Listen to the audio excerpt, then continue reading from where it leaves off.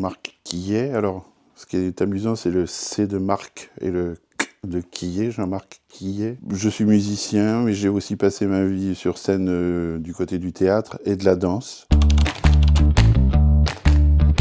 Je vais faire un enchaînement du premier point au second. Sur scène, je suis un interprète. J'ai une formation classique, mais je suis aussi un improvisateur. Et ma littérature est complètement irriguée par l'esprit de l'improvisation. Alors, le cycle littéraire, c'est un cycle dont j'ai eu l'idée il y a longtemps. C'est attesté par la publication du texte qui s'appelle L'Estran, avec Rivage chez l'Harmattan. Je suis désolé, les 3 colonnes n'étaient pas encore dans l'annuaire à l'époque. Et j'ai l'idée de faire un cycle qui s'appelle RA Théâtre du Monde. C'était le nom de la compagnie théâtrale que j'avais fondée avec mon épouse. Alors, j'ai mis du temps à accoucher des textes.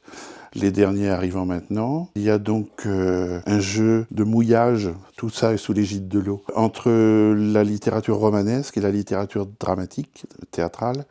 Et donc il y a des pièces qui ne sont que des pièces, des romans qui ne sont que des romans, et puis beaucoup de choses où les deux écritures s'interpénètrent. Et donc les derniers textes adviennent maintenant, et ce cycle prend maintenant un titre qui me paraît plus conforme avec ce qu'il représente en lui-même d'un point de vue littéraire, c'est-à-dire le flot et l'oiseau. Ce flot, évidemment, c'est celui d'un flux d'écriture. Je dois signaler qu'étant musicien, le mot flot, le flux, en grec ancien, ça se disait, je ne sais pas le prononcer, mais c'est la même étymologie que rythme.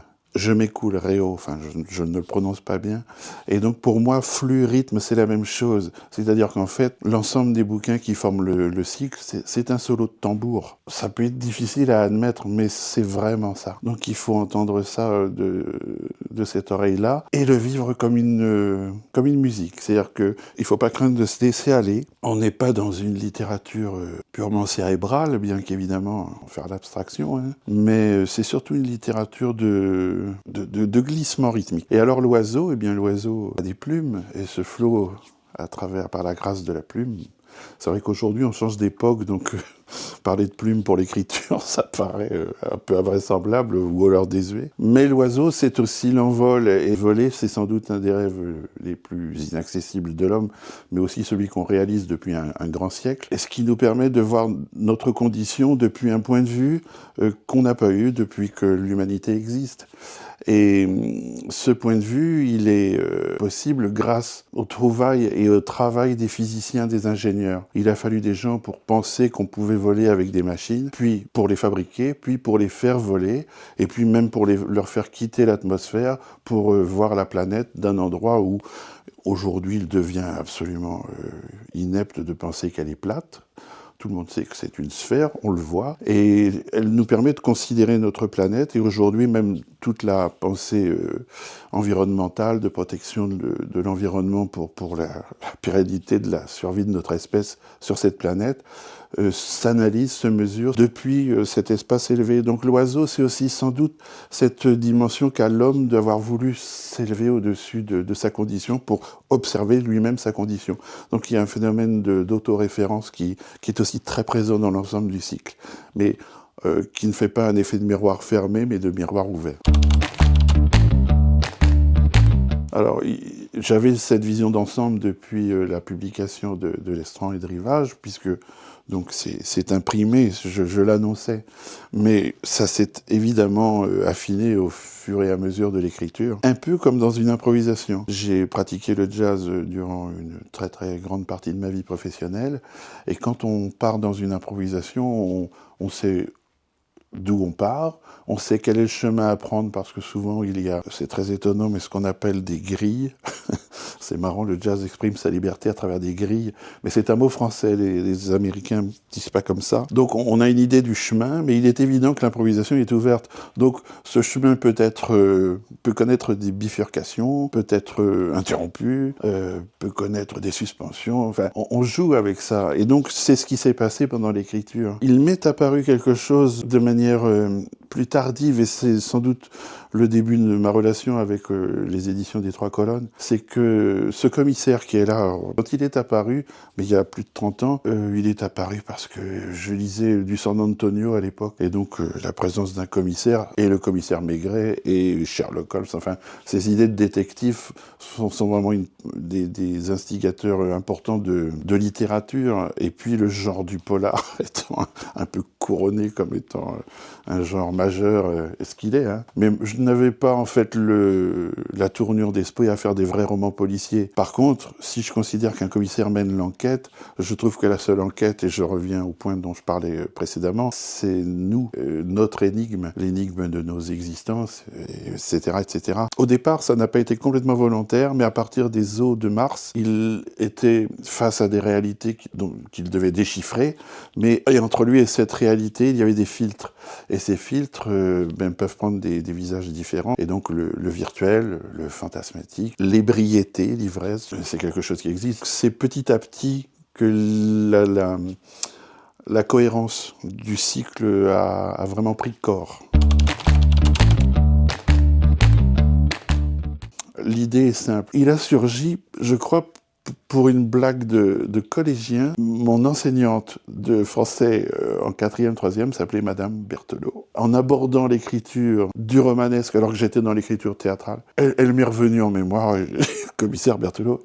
Et alors, ce qui est fou, et les auteurs le disent souvent, et depuis je l'ai expérimenté, donc je sais que c'est vrai, les personnages prennent une autonomie, quelquefois ils nous débordent, ils nous dépassent, et ils ont beau être issus de notre imagination, on a l'impression qu'ils ont une existence complètement autonome, et que quelque part, dès qu'on ferme le livre, peut-être qu'ils continuent à vivre des tas de choses qu'on ignore. Et donc le patronyme Berthelot est arrivé comme ça, et Berthelot, ça se dit bien, enfin, je l'ai laissé.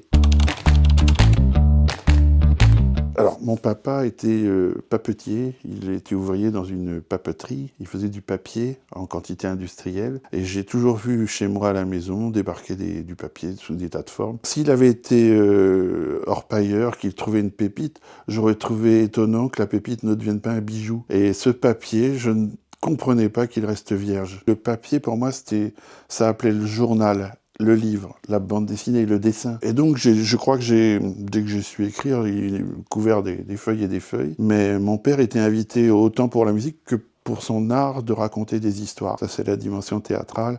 D'ailleurs, je le fais vivre à la fin, dans les dernières pages du jeu de la Foliée. Et alors, j'ai tout de suite commencé à écrire moi aussi des histoires. Et je le voyais, il écrivait des choses en guise d'aide-mémoire. Lui ne les inventait pas, mais je voyais bien que sur une feuille, on pouvait laisser des tas de traces. Et ça, pour moi, c'est magique. Et ça continue de l'être. Et le dernier livre parle évidemment beaucoup de ça, en fait. Donc, quand je vois ça, je suis ébloui. Et puis, je donne une autre anecdote.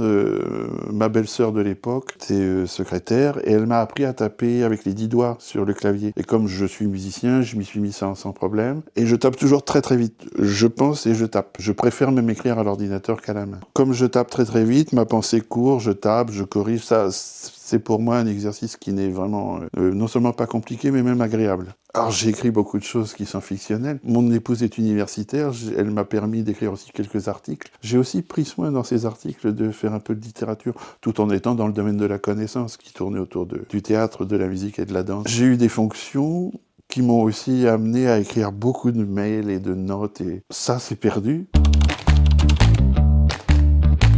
Alors, celui d'être heureux de vivre, d'être heureux d'avoir lu, d'avoir connu ce partage, qui est un partage équivalent à celui d'être allé au concert, d'être allé au spectacle, d'être allé voir un match, d'être allé à une soirée de danse, enfin bref, heureux de vivre et pas vivre tout seul, et d'avoir conscience du bonheur que c'est que de recevoir ces mots d'amour.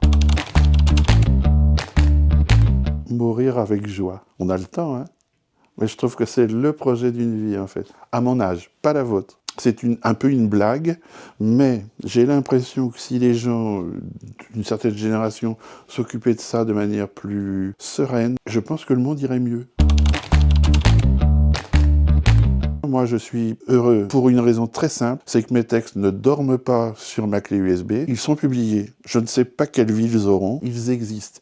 La Bibliothèque nationale les connaît. Si je n'avais pas eu confiance en vous et si vous n'aviez pas accueilli mes textes, eh bien, en fait, tout simplement, ça ne pourrait pas avoir lieu et on n'en parlerait plus. Donc, le mot de la fin, c'est un mot d'ouverture.